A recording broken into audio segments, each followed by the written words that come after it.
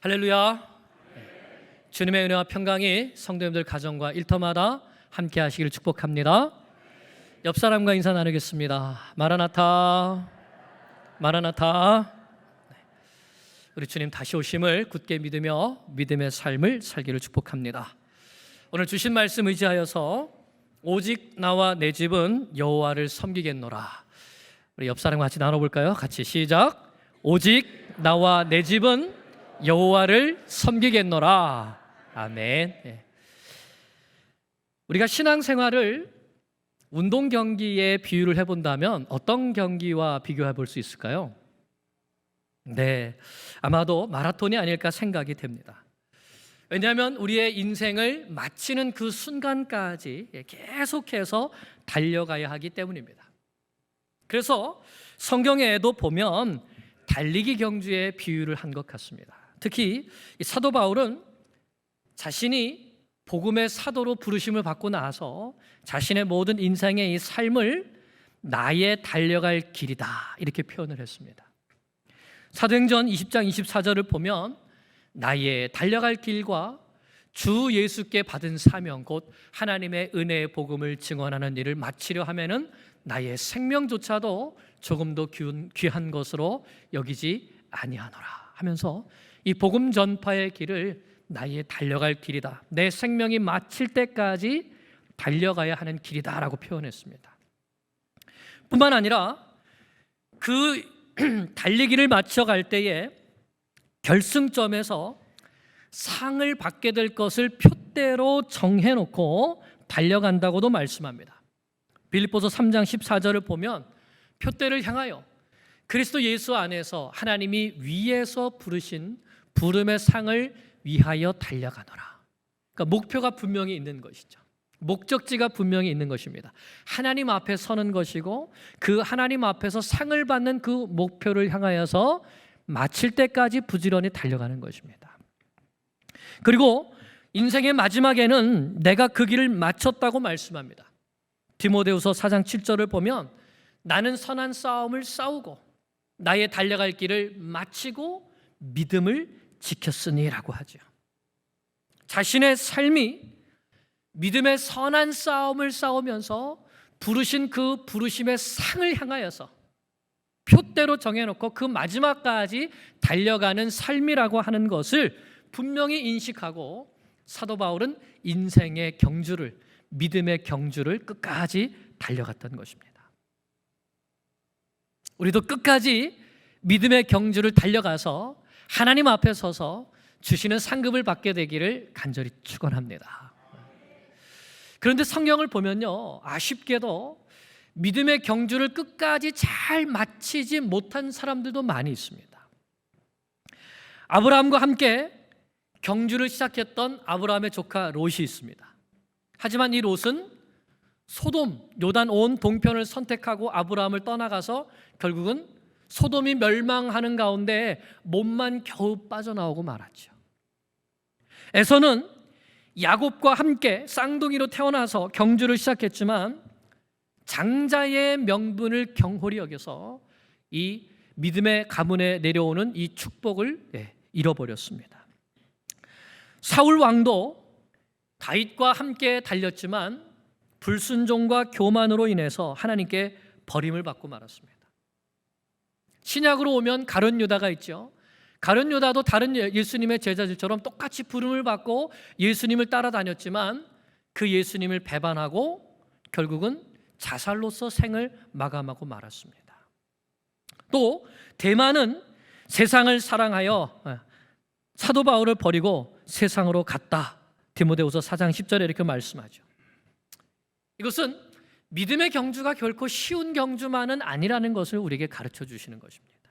왜냐하면 이 경주는 좁은 문으로 들어가서 끝까지 좁은 길로 달려가야만 하는 경주이기 때문입니다. 그래서 히브리서 12장 1절을 보면 이렇게 말씀합니다. 이러므로 우리에게 구름같이 둘러싼 허다한 증인들이 있으니 모든 무거운 것과 얽매이기 쉬운 죄를 벗어버리고 인내로서 우리 앞에 당한 경주를 하라. 쉬운 경주가 아니다. 무거운 것, 벗어버려라. 얽매기 쉬운 죄들 벗어버려라. 인내하면서 이 좁은 길에 믿음의 경주를 끝까지 달려가라고 권면했던 것입니다. 오늘 우리가 달려가는 믿음의 경주를 바라보는 허다한 증인들이 있습니다. 우리보다 앞서서 믿음의 경주를 달렸던 믿음의 선진들이죠. 히브리서 11장에 나오는 바와 같이 아벨이 있고 에녹이 있고 노아와 아브라함, 이삭과 야곱, 그리고 모세와 여호수아도 있습니다. 그들이 우리를 응원한다는 것이죠. 여러분, 모든 무거운 것들과 얽매기 쉬운 죄를 벗어버리세요. 인내하세요. 끝까지 믿음으로 경주하세요. 우리도 그렇게 했습니다. 여러분들도 우리와 같은 이 자리에 서게 되기를 원합니다. 달려가세요. 힘내세요. 우리도 믿음의 선조들의 응원을 받으며 끝까지 믿음을 지키는 좁은 길을 달려가기를 간절히 축복합니다. 오늘 말씀은 여호수아가 마라톤과 같았던 자신의 인생의 경주를 마치는 말씀입니다. 모세의 시종으로 시작했던 여호수아의 믿음의 경주, 모세와 함께 광야 40년을 같이 했고, 모세가 죽은 다음에는 가나안 땅을 정복하는 장군으로서 모든 백성들을 이끌고 정복 전쟁을 치렀습니다. 그리고 땅을 다 배분해 준 다음에는 이제는 한 시대를 마감하면서 다음 세대에게 하나님의 뜻을 선포하는 말씀의 종으로서 삶을 마치고 있는 것이죠. 그래서 오늘 이 말씀은 여호수아의 인생에 있어서 마지막 선언이자 지금까지 여호수아의 삶을 한마디로 요약해 주는 말씀이기도 합니다. 너희는 섬길 자를 오늘 택하라. 오직 나와 내 집은 여호와를 섬기겠노라. 아멘. 오늘 이 말씀이 우리에게도 큰 도전이 되고 우리의 믿음의 경주가 하나님을 기쁘시게 드리며 하나님 앞에 서서 상을 받는 믿음의 경주가 될 수 있기를 간절히 기도합니다. 1절을 보겠습니다. 1절 같이 읽습니다. 여호수아가 이스라엘 모든 지파를 세겜에 모으고 이스라엘 장로들과 그들의 수령들과 재판장들과 관리들을 부르매 그들이 하나님 앞에 나와 선지라. 아멘. 이 1절 말씀은 이제 마지막 장인 24장의 배경을 설명하고 있습니다. 23장에서는 이미 여호수아가 나이 많아서 늙었다라고 했습니다. 그때 여호수아에게는 한 가지 근심이 있었죠. 그것은 하나님께서 주신 약속의 땅, 젖과 꿀이 흐르는 이 아름다운 땅을 기업으로 받은 이스라엘 백성들이 하나님 섬기기를 속히 떠나서 이 아름다운 땅에서 멸망할까 하는 그러한 염려였습니다. 그래서 그들에게 23장에서 하나님을 떠나지 말고 하나님만 섬기라고 간절히 권면했던 것이죠. 그 여호수아가 이제 마지막으로 죽기 전에 이스라엘 백성들을 다시 한번 하나님 앞에 다 불러 모아놓고 그들과 하나님 사이에 언약을 다시 한번 체결하기를 원했던 것입니다. 이것이 이스라엘 모든 백성들을 여호수아가 세겜에 불러 모은 이유입니다. 그런데 여러분, 왜 하필이면 다른 장소가 아니라 세겜이었을까요? 가나안 정복 전쟁의 본부와 같은 역할을 했던 곳은 길갈입니다. 또 지금 성막이 세워져 있고 법궤가 있는 곳은 실로이죠. 그런데 왜 이 길갈도 아니고 실로도 아니고 세겜으로 이 백성들을 모이라고 했을까요? 그것은 이 세겜 양편에 한편에는 그리심산이 있고 한편에는 에발산이 있다는 것이 힌트를 줍니다. 모세는 신명기 11장 29절에 이렇게 말씀합니다. 내 하나님 여호와께서 내가 가서 차지할 땅으로 너를 인도하여 들이실 때에 너는 그리심 산에서 축복을 선포하고 에발산에서 저주를 선포하라 이렇게 명령했죠. 이 명령을 따라서 여호수아는 여리고와 아이성을 정복한 다음에 그대로 순종합니다.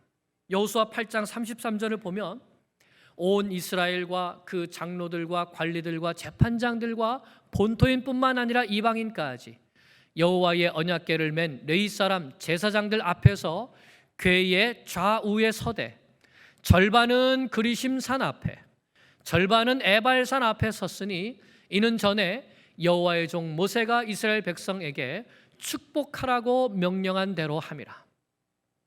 그래서 가나안 땅에 들어가서 여리고 성을 정복하고 아이 성을 정복한 다음에 모세가 명령한 대로 여호수아는 절반은 그리심산 앞에 세워놓고 절반은 에발산 앞에 세워놓고 하나님께서 말씀하신 그 하나님의 명령을 그대로 다 선포했습니다.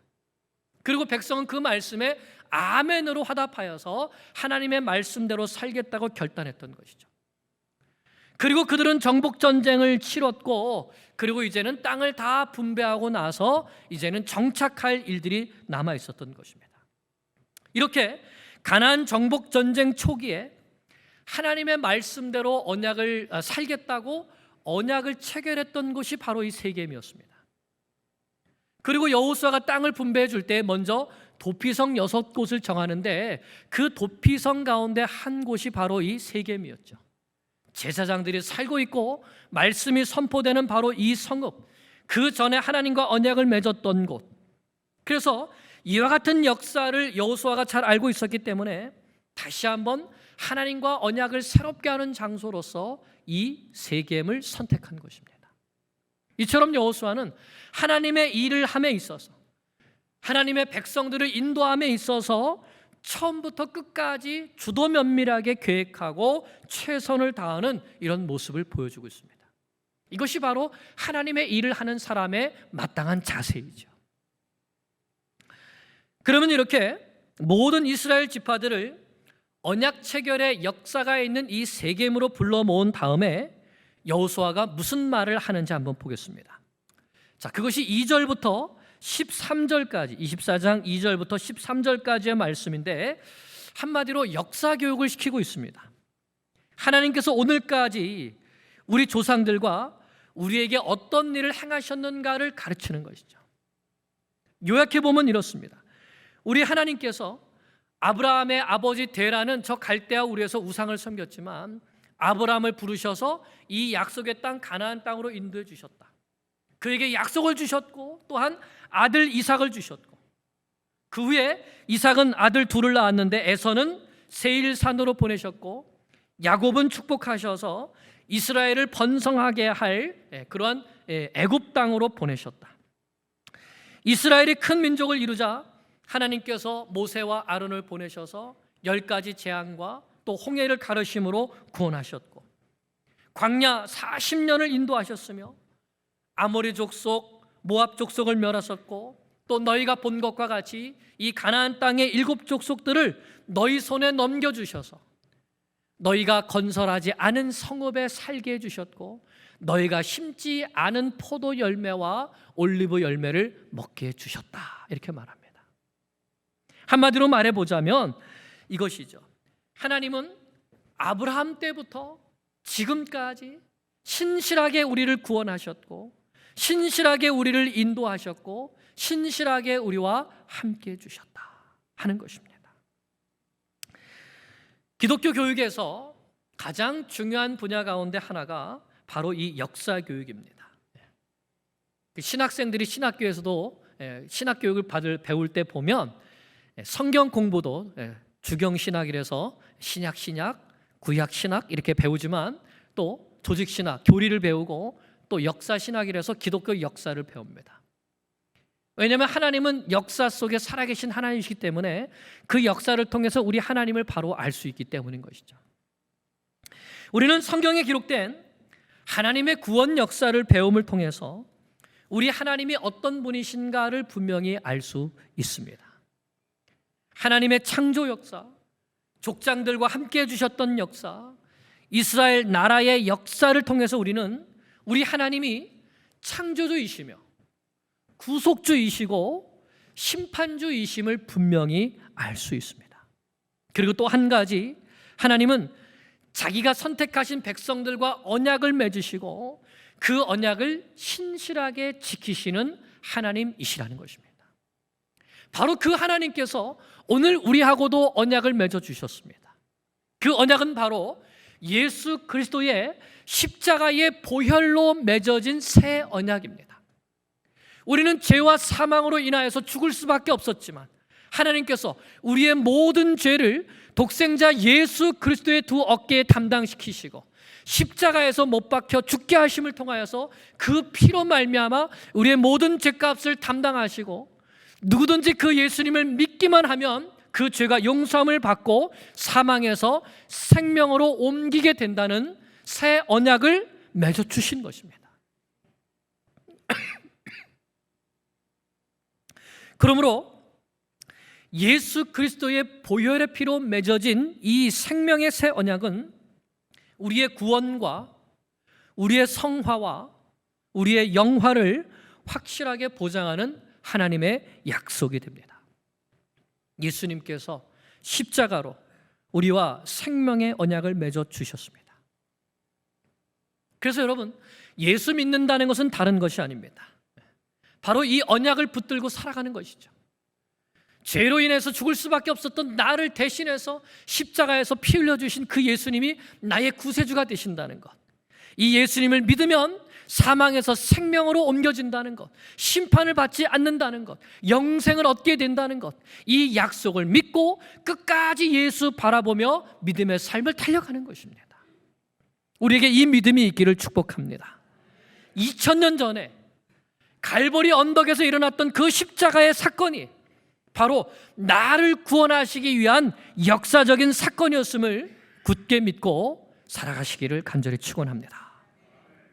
이렇게 여호수아는 우리 하나님이 어떤 하나님이시냐, 아브라함 때로부터 지금까지 보면 하나님은 신실하게 우리를 구원하셨고 신실하게 우리와 함께 하셨고 신실하게 우리를 복주신 은혜의 하나님이다, 사랑의 하나님이다, 이거를 가르쳤습니다. 그리고 이제 그들에게 도전하죠. 이런 은혜와 사랑을 받았으니 이제 어떻게 살아가야 되는가? 그것이 오늘 우리가 읽은 본문 14절 말씀입니다. 다시 한번 읽어보겠습니다. 시작. 그러므로 이제는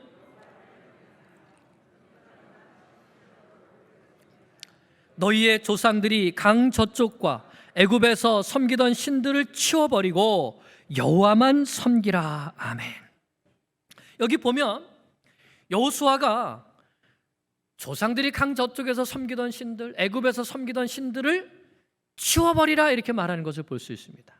이 말을 보면 이제 가나안 땅에 정착한 지 얼마 되지 않는데 이미 이 백성들 사이에 우상 숭배가 조금씩 번져나가고 있었다는 사실을 우리가 알 수 있죠.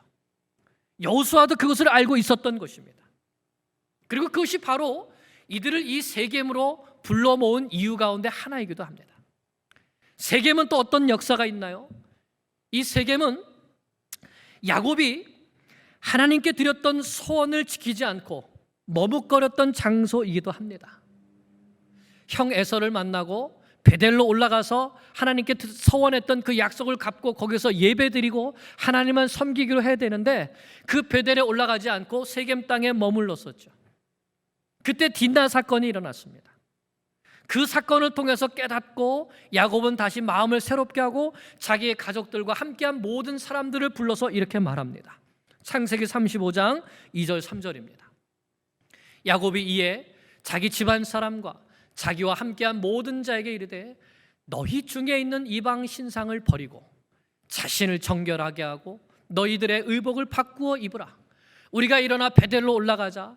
내 환난 날에 내게 응답하시며 내가 가는 길에서 나와 함께 하신 하나님께 내가 거기서 제단을 쌓으려 하노라 하매. 아멘. 이제는 모든 우상들을 버리고 하나님만 섬기겠다는 이 결단을 하라는 것입니다. 그러자 야곱의 이 말을 들은 모든 가족들과 함께 했던 사람들이 자기들이 가지고 있던 우상들을 다 야곱에게 내어줍니다. 야곱은 그것을 다 싸서 세겜 근처에 있는 상수리 나무 아래에 묻고 그리고 베델을 향해서 떠납니다. 그리고 그곳에서 하나님께 예배드리죠. 지금 여호수아가 그것을 도전하고 있는 것이죠. 과거에 우리 조상 야곱이 세겜에서 머뭇거려다가 어떤 일을 당했는지 알지 않느냐? 그러니 이제 야곱이 결단하고 하나님만 섬기기로 베델로 올라갔던 것처럼 너희들도 모든 이방 우상들을 다 제하여 버리고 하나님만 섬기기로 결단하라는 이 결단에 촉구를 하고 있는 것입니다. 여기에 14절에 중요한 말씀이 있습니다. 우리가 하나님을 섬기되 어떻게 섬겨야 한다는 것이죠. 그 말씀이 여기에 있습니다. 14절 상반절 다시 한번 봅니다. 그러므로 이제는 여호와를 경외하며 온전함과 진실함으로 그를 섬기라. 여기에 보면 우리가 하나님을 어떻게 섬겨야 되는지 세 가지를 가르쳐 줍니다. 여호와를 경외함으로 섬기라, 온전함으로 섬기라, 진실함으로 섬기라 말씀합니다. 여호와를 경외하는 것은 무엇이죠? 경외함이라는 것은 사랑과 존경에서 나오는 두려움을 말합니다. 하나님을 깊이 사랑하지만 그 사랑 속에서 하나님을 두렵고 떨림으로 섬기는 것을 말씀하는 것이죠. 왜냐하면 우리 하나님은 결코 만홀히 여김을 받으실 분이 아니시기 때문입니다. 하나님은 사람에게 멸시를 받으실 분이 아니시기 때문입니다. 하나님이 비록 우리 눈에 보이지 않는다고 해서 많은 사람들이 하나님을 멸시하지만 하나님은 그들이 모든 하는 말, 소리들, 행동들을 다 듣고 계시고 보고 계시며 마지막 날에 반드시 갚으실 것입니다. 그러므로 하나님이 살아계심을 믿고 하나님을 두렵고 떨림으로 섬기는 것, 그것이 바로 하나님을 경외함으로 섬기는 것입니다. 여러분, 하나님께 대한 두려움이 있습니까? 하나님을 경외함이 있습니까? 우리는 하나님을 경외함으로 섬겨야 됩니다. 둘째는 온전함으로 하나님을 섬기라고 했습니다. 온전함이 무엇일까요? 우리는 성경에서 온전하다는 평가를 받았던 사람들이 누구인가를 생각해 보면 온전함이 무엇인가를 알 수 있습니다. 대표적으로 두 사람이 있는데요. 한 사람은 노아이고 한 사람은 욥입니다. 창세기 6장 9절에 노아에 대해서 이렇게 말씀합니다. 노아는 의인이요 당대의 완전한 자라. 여기에서 이 완전한이라는 이 단어가 오늘 본문에 나오는 온전함이라고 하는 단어, 히브리어로 타밈이라는 똑같은 단어입니다. 완전하다, 온전하다 같은 뜻이죠. 그러므로 온전함으로 섬기라는 말은 노아처럼 섬기라는 이런 뜻이죠. 노아는 어떻게 하나님을 섬겼습니까? 하나님께서 방주를 만들라고 명령하셨을 때에 그 말씀에 창세기 6장, 7장을 보면 계속 반복돼서 나오는 말씀이 노아가 다 순종하였더라. 빠짐없이 100% 하나님의 말씀에 그대로 다 순종하였더라 이렇게 말씀합니다.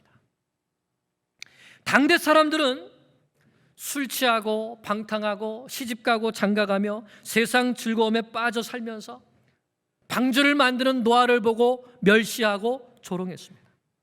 하지만 노아는 홍수가 있을 것이라는 하나님의 말씀을 그대로 믿었습니다. 홍수를 대비하여서 방주를 만들라 하는 그 말씀에 그대로 순종했습니다. 그렇게 120년을 순종하며 방주를 만들면서 홍수를 예비하는 삶을 살았습니다. 즉 온전함으로 살라는 것은, 하나님을 섬기라는 것은 노아처럼 하나님의 약속의 말씀이 그대로 다 이루어질 것을 믿고 그대로 순종하며 살라는 것이죠. 그리고 욥입니다. 욥기 1장 1절을 보면 우스 땅에 욥이라 불리는 사람이 있었는데 그 사람은 온전하고 정직하며 하나님을 경외하며 악에서 떠난 자더라라고 했습니다. 여기 보면 온전함이란 말이 나오는데 이것은 흠잡을 것이 없는 것, 정직한 것, 악에서 떠난 것, 이런 것들을 말하죠. 그러므로 하나님께서 보시기에 흠잡을 것이 없이 정직하고 순결한 모습을 바로 온전하다고 하는 것입니다. 하나님의 약속의 말씀이 그대로 다 이루어질 것을 믿고 그 말씀 그대로 순종하는 것, 하나님께서 보시기에 흠잡을 데 없이 정직하고 순결하게 살아가는 것, 그것이 온전함입니다. 그렇게 하나님 앞에 섬기라는 것이죠. 셋째는 진실함으로 섬기라고 했습니다. 진실하다는 것은 믿을 수 있고 지속적이고 또 충성스럽다는 뜻입니다. 그러므로 하나님을 섬기는 사람은 하나님께서 보시기에 믿을 수 있는 사람, 변함없이 한결같은 사람, 충성스러운 사람이 되어야 한다는 것이죠. 왜냐하면 우리 하나님께서 바로 우리에게 변함이 없으시고 믿을 수 있고 충성스러운 모습을 보여주셨기 때문입니다. 하나님은 우리를 향하여 한 번도 변덕을 부리신 적이 없습니다. 한 번도 진실하시지 않은 적이 없습니다. 한 번도 거짓말을 하신 적이 없고 한 번도 우리를 속이신 적이 없죠. 여호수아가 이렇게 말하는 것이죠. 지금까지 우리 하나님께서 우리를 어떻게 대해 주셨는가를 봐라. 그분은 온전하셨고 그분은 진실하셨다. 그러니 우리도 하나님 앞에 온전함과 진실함으로 하나님을 섬겨야 되지 않겠느냐 하는 것입니다. 여러분, 사람과 사람 사이에도 그렇지 않습니까? 신의가 생기고 믿음이 생기려면 어떻게 해야 되죠? 정말 온전하고 진실하게 대해 주어야 되죠. 만나면 늘 거짓말하고 하겠다고 그래 놓고서는 안 하고 이런저런 변명을 늘어놓고 변죽이 죽을 듯 하는 사람, 여러분 좋아하시죠? 좋습니까? 싫습니까? 싫죠. 우리도 싫은데 하나님이 그런 사람 좋아하시겠습니까? 우리 하나님은 늘 우리를 온전하고 진실하신 사랑과 은혜로 대해 주셨습니다. 그러므로 우리도 하나님 아버지를 섬기되 하나님 아버지께서 보시기에 야, 참 너는 흠잡을 데가 없구나. 참으로 정직하고 순결하구나. 어쩜 그렇게 변함이 없니? 내가 너는 믿을 수 있구나. 이런 모습으로 하나님을 섬기는 주의 자녀들 되시기를 바랍니다. 여러분 그렇게 하시겠습니까? 아멘. 자, 그러면 이제 어떻게 해야 되는가? 15절부터 말씀합니다. 함께 읽겠습니다. 만일 여호와를 섬기는 것이 너희에게 좋지 않게 보이거든 너희 조상들이 강 저쪽에서 섬기던 신들이든지 또는 너희가 거주하는 땅에 있는 아모리 족속의 신들이든지 너희가 섬길 자를 오늘 택하라. 오직 나와 내 집은 여호와를 섬기겠노라 하니. 아멘. 하나님을 경외함으로 온전함으로 진실함으로 섬겨야 되는데 언제요? 언제 결단하라는 겁니까? 지금 오늘 택하라 이렇게 말씀하는 것입니다. 머뭇거리지 말고 시간 끌 것 없이 지금 결단하라는 것이죠. 그리고 여호수아는 자신의 결단을 먼저 선포합니다. 오직 나와 내 집은 여호와를 섬기겠노라. 나는 이미 결단했다. 나뿐만 아니라 내 자녀들과 우리 집안, 우리 후손들까지 우리 모두 이미 결단했다. 우리는 오직 여호와만 섬기겠다.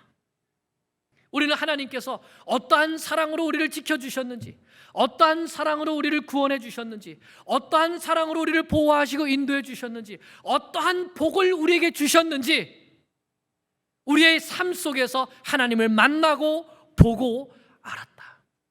우리는 하나님 외에 참신이 없음을 깨달았다. 나와 내 집은 오직 하나님만 섬기겠다. 이것이 여호수아의 결단이었습니다. 여러분, 이 결단이 참 멋지지 않습니까? 그래서 저희도 우리 교회의 가정들 신방을 가보면 이런 결단을 한 가정들이 있어요.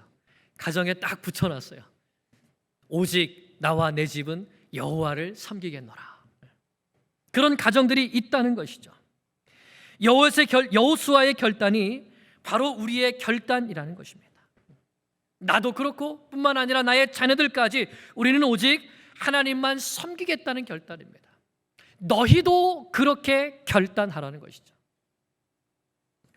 사랑하는 여러분, 여러분은 결단하셨습니까? 여호수아처럼 하나님을 경외함으로 온전함과 진실함으로 하나님만 섬기기로 결단하셨습니까?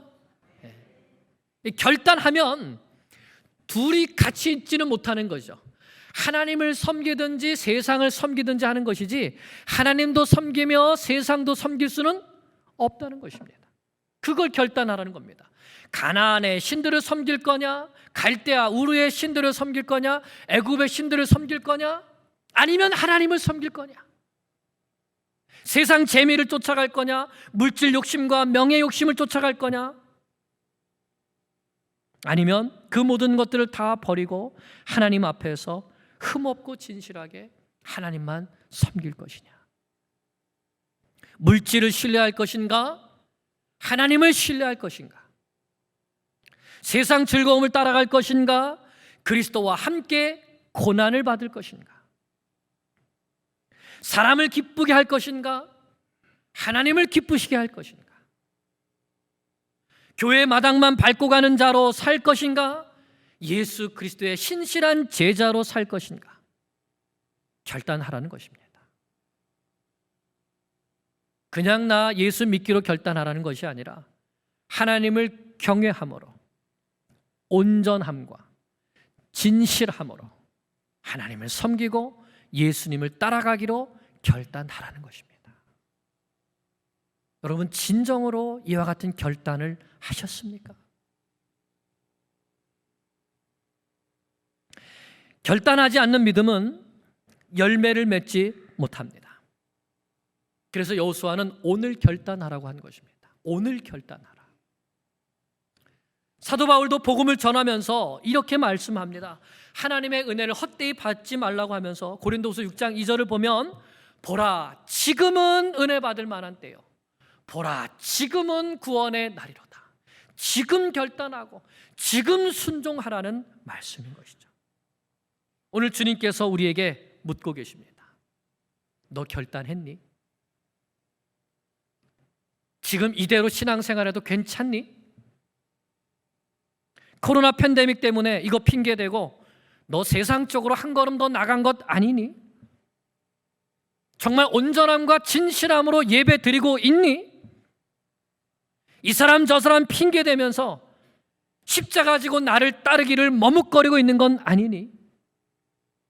나에게 온전함을 보여다오, 나에게 진실함을 보여다오. 오늘 결단하기 바란다. 온전함과 진실함으로 나를 따르라. 오늘 우리에게 분명한 신앙의 결단이 있기를 간절히 축원합니다. 여호수아의 진실한 마음이 백성들에게 전해졌습니다. 백성들도 여호수아와 한 가지로 결단하게 되죠. 16절을 보면 우리가 결단코 여호와를 버리고 다른 신들을 섬기지 않겠습니다 라고 합니다. 그리고 계속 고백하죠. 그 하나님이 우리를 인도하셨습니다. 하나님이 우리를 애굽의 종살에서 구원해 주셨습니다. 하나님이 우리를 위해 큰 이적을 베풀어 주셨습니다. 하나님이 우리를 모든 길에서 보호해 주셨습니다. 하나님이 우리의 모든 원수들을 쫓아내 주셨습니다. 그는 우리의 하나님입니다. 우리는 결단코 그를 떠나지 않겠습니다. 이렇게 선언했죠. 그런데 19절 20절을 보면 여호수아가 이렇게 말합니다. 너희들 그렇게 하지 못할 거야. 너희들 그렇게 하나님을 섬길 수 없어 말하죠. 하지만 그들은 또다시 여호와만 섬기겠다고 대답합니다. 그러자 22절에서는 여호수아가 다시 한번 그러면 이 약속의 증인이 되라고 하고, 그들은 우리가 증인이 되겠습니다라고 합니다. 이게 무엇을 보여주냐 하면 여호수아가 한번 결단하라, 네 결단했습니다, 이걸로 그치지 않았다는 겁니다. 두 번째 또 다시 결단하라고 하고, 세 번째 증인이 되라고까지, 하나님 앞에 언약을 맺기까지 확인하고 또 확인하면서 자기 백성들을 결단하게 만들었다는 것이죠. 이것이 우리가 우리의 자녀들에게 해야 될 태도가 아닐까요? 너희들 하나님을 섬겨라. 네, 섬길게요. 하나님만 섬겨야 된다. 네, 섬기겠습니다. 결단코 하나님만 섬겨야 된다. 네, 그렇게 하겠습니다. 그리고 그 결단의 증거로 모든 우상들을 치워버리게 하고 세겜에서 언약 체결식을 갖습니다. 큰 돌을 가져다가 여호와의 성소 곁에 있는 상수리 나무 아래 세우고, 하나님께서 오늘 우리가 하나님만 섬기겠다고 했던 이 모든 말씀, 율법의 모든 말씀을 들려주고 아멘으로 화답했던 이 말씀, 하나님이 들으셨음을 이 돌이 증거한다 하고 상수리 나무 옆에 증거의 돌을 세웠습니다. 참 많이 세웠죠. 지금까지 여호수아의 돌을 보면 제일 처음에 증거의 12돌부터 시작해서 계속해서 증거하는 돌들을, 우리 하나님이 바로 우리의 구원자이시고 우리 하나님이 살아계신 능력의 하나님이시고 이 하나님이 바로 우리가 섬겨야 될 참신이시다, 반복하면서 자기들뿐만 아니라 다음 세대까지 증거하는 돌들을 세우고 있습니다. 그리고 여호수아는 110세의 죽음을 맞이했습니다. 여러분, 여호수아의 이 마지막 행적이 너무 아름답지 않습니까? 이것이 바로 우리의 믿음의 선조들, 또 우리의 부모님들의 모습이 아니었습니까? 얘들아, 하나님만 섬겨라. 세상 사랑하지 말아라. 하나님만 온전함과 진실함으로 섬겨라. 나는 그렇게 섬기다 먼저 간다. 내 뒤를 따라오기를 바란다. 오늘 여호수아의 결단이 우리의 결단이 되기를 간절히 기도합니다. 오직 나와 내 가족은, 오직 나와 내 후손들은, 오직 우리 뉴욕교회와 우리의 다음 세대는 하나님만을 온전함과 진실함으로 섬기겠습니다. 다시 한번 해볼까요? 오늘 말씀 주제, 오직, 시작. 오직 나와 내 집은 여호와를 섬기겠노라. 이 축복이 우리 모두에게 있기를 간절히 기도합니다. 기도드리겠습니다.